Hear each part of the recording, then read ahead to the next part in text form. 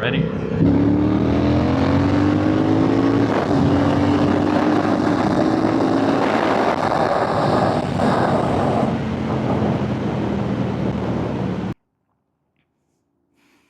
What's going on, guys? Welcome to the channel. And look, if you're trying to buy a cafe racer or a retro sport bike and you don't pick the 25 Speed Twin RS, then you're buying the wrong things. Stick around and we'll go into comparisons as to why I think that's the better choice out of its competitors. See what they offer, see what this bike offers, and maybe do a little bit of a price comparison as well. Alright, I gotta do this standing up so you can stare at the bike and see what I'm talking about. But category number one, which is looks, probably one of the most important ones, right? Especially for this category. XSR900. Let's just make it easier. If you were to stand these bikes, XSR900, Z900 RS, and CB650R, and then put this next to them, you're telling me you're not choosing this? Come on, bro. Let's be honest. XSR900, right below the gas tank, right? Lovely paint job. But right below that gas tank, looks completely unfinished. There's wires sticking everywhere. Messy engine componentry. There's no shot. Z900 RS does a little bit better with the paint job offerings, the teardrop tank shape, and overall just captures that retro look just a bit more. The CB650R is aiming towards that neo look a little bit more. I love the way the headers look for the CB650R. It always catches my eyes. But it still doesn't hold a candle to this. So let's go on a ride and let's talk about the rest of the categories. Alright, category number two is going to be build quality. What do you get for your money? 15K, that's quite a bit. What are the other bikes offering? Well, let me start with the big hitters, right? What you're paying for your money. For all of those bikes, you're not getting that nice of a brake componentry. You don't have any Brembos on any of them. Maybe on the RS model for the Z900, but no Brembos, no steel lines, no adjustable suspension on the Z900 RS, I believe, or the Honda. The Speed Twin RS comes with Öhlins rear shocks, Marzocchi fully adjustable fronts, a quick shifter, which the Yamaha also does come with, and it comes with Brembo stylimas and stainless steel brake lines, which is not specific just to this model. If you take a look at Triumph's line of motorcycles, they offer stainless steel brake lines for almost all of their models. And that's great for the customer because that's one less component that has to fail or is most likely to fail. Oh, we gotta watch out for that gravel. One less component to most likely to fail, and then for longevity purposes, it's gonna last a lot longer than regular rubber hoses. But stylimas, stainless steel brake lines, that's a huge plus, not to mention suspension. So that's styling and build quality. How does this bike compare in performance? Well, let me tell you, side to side, this thing handles like any other bike. It's great, it's agile. I think part of it is because of the short wheelbase and because it's using a 160 rear tire. But it handles just like any other naked, not quite like a super sport, but handles pretty well.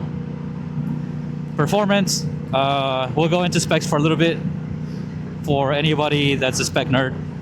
Yamaha XSR900 is pushing 118 horsepower, 69 foot-pounds of torque.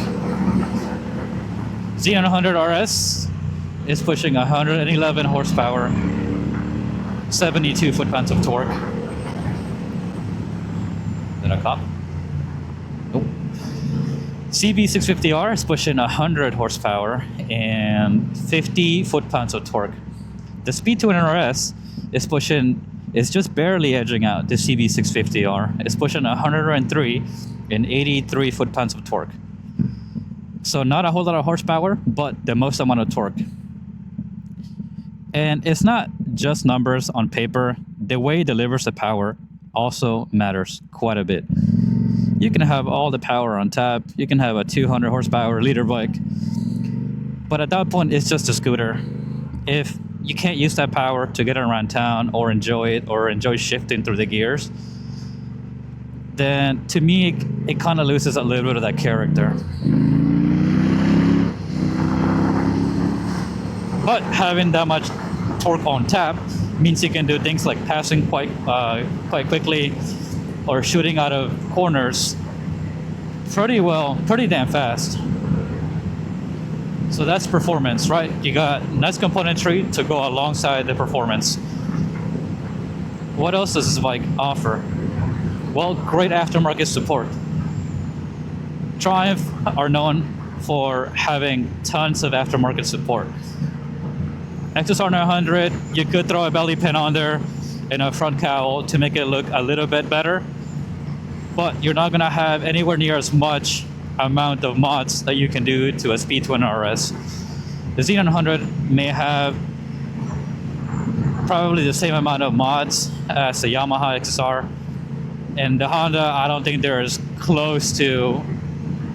isn't anywhere near as much as this, that's for sure.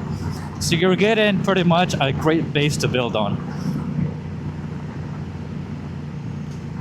Triumph already makes models that are set up to a specific purpose, a scrambler, a bobber, a cruiser. But you can make those models into what you want. If you want to get this and turn it into a scrambler, you can also do that. If you want to throw some bags and go on tour, you can also do that.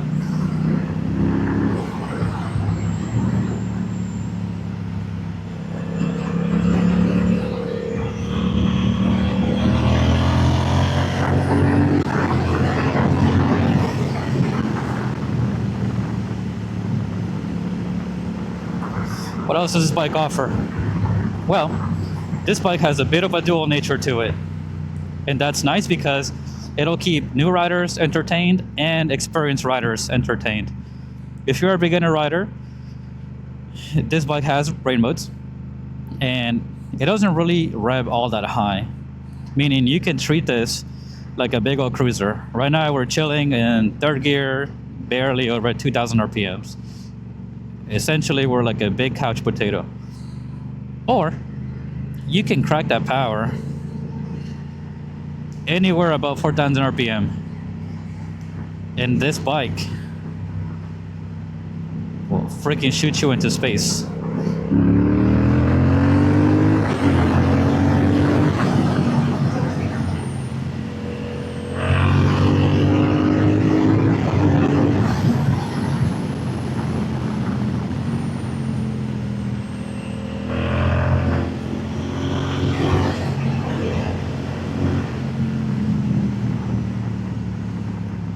Right, so it'll keep you entertained, whether you're a new rider or an experienced rider. There's not a lot of bikes that can do that. There are bikes that can do maybe a little bit of everything quite well. Jack of all trades, maybe. But this bike has a dual nature that's very contrasting. So that's very nice, because you can choose when to wake the bike up. 15 grand, right? You get all of that for 15 grand. That's still a lot of money. So how do you get into the retro game if you don't have that cash? No worries. For that, you'll need to do two things. You'll need to look at the used market, and you'll want to look for a second-gen Speed Twin. That's from 2021 to 2024. I've seen lovely deals out there on Facebook Marketplace or Psycho Trader, and I've seen them as low as 7 grand and as high as 9 grand, depending on mileage, or if you're looking for a newer gear model, or maybe like an expensive or a limited paint color.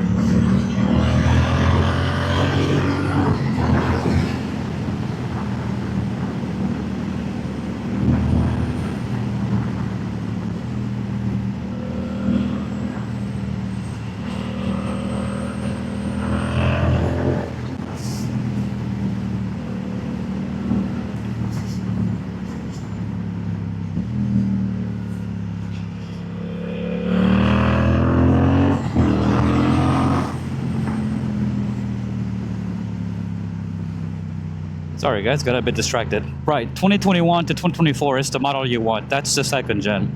Don't get the first gen, which is what I have. This one suffers from outdated componentry, but if let's say you find one for an amount in the middle, right? We said the range typically what these go for is 7 grand to 9 grand. Let's go for 8 grand, right? If you save up a little bit of cash,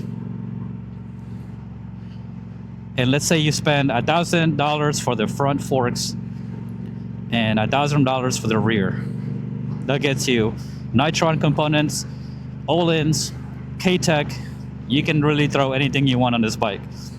It'll get you to 95% of the 2025 Speed Twin RS is.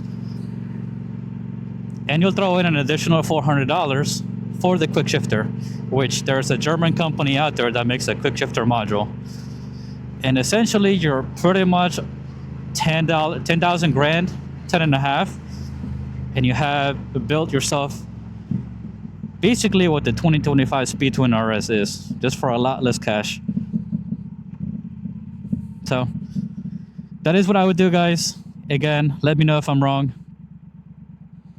I think this is a great platform to build on for beginners and experienced riders. This is my first bike, and unlike popular belief, these bikes are very reliable. I have 24,000 miles on the clock. I picked it up with 1,900 miles. So the deals are out there. Get yourself one of these, build upon them, and you won't regret it. I promise you. So if you get a chance and you have a dealer near you, go sit on a 25 RS, throw your leg over it, take it for a ride. Let me know what you think. Would you buy a 2025 RS, which is pretty damn near perfect and is doing it the best in the retro game? Or would you buy any of its competitors? And if so, why?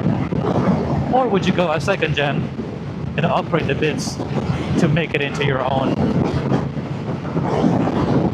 25 RS? Thank you guys so much for watching. I'll see you in the next one.